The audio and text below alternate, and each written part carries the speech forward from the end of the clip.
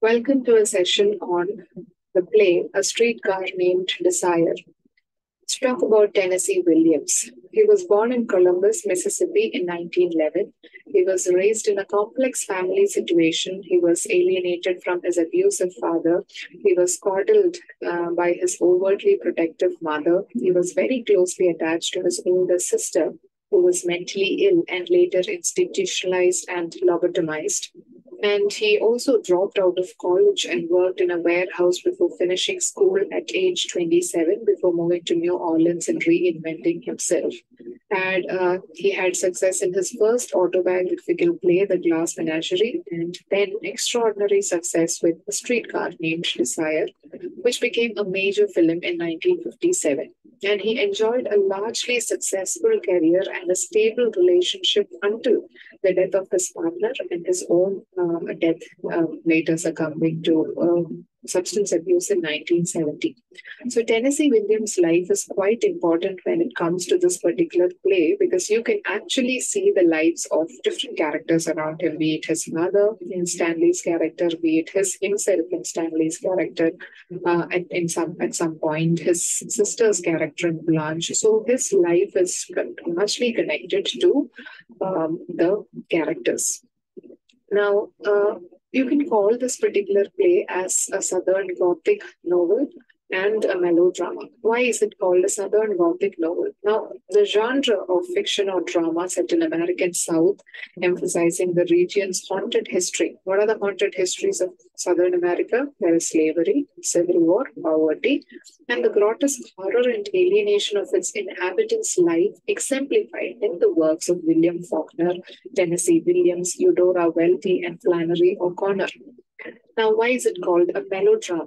A drama with exaggerated characters and events intended to appeal to the emotions, sometimes considered a subcultural queer style in the early to mid 20th century, where it signaled a gender bending rebuke to the sobriety of straight male identified high culture. So, that is why this novel and this play can be considered as a Southern Gothic as well as a melodrama, and it can also be considered in the field of tragedy because tragedy is a genre of drama derived from the ancient Greek religious ritual but surviving into the modern era.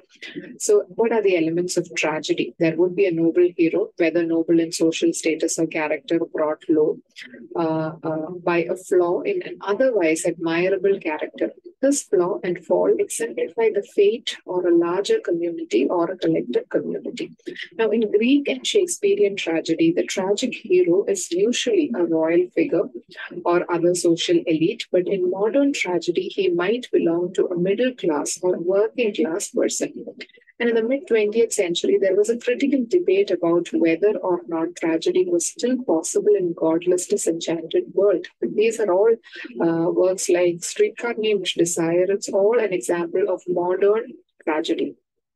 Now, what is the historical context of the drama? The play was published in 1947 after World War II, and post-war America was changing rapidly. The play shows the decline of the old South and the rise of the new South and the prosperous North of America. And there was this constant struggle between old and new as well as North versus South, which is embodied in the characters of Stanley and Blanche. Now, the African American people and immigrants were becoming more empowered, and the role of the women were also changing. So these are the few things, context that you have for the play, A Streetcar Named Desire. So what is the change that happened?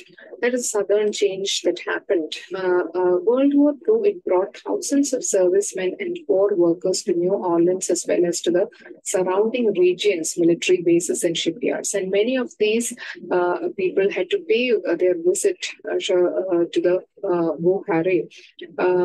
Although nightlife and vice had already begun to coalescence on the Bourbon Street in the 2 decades following the closure of Storyville, The war produced a larger, more permanent presence of exotic risk and often raucous entertainment on what became the city's most famous strip.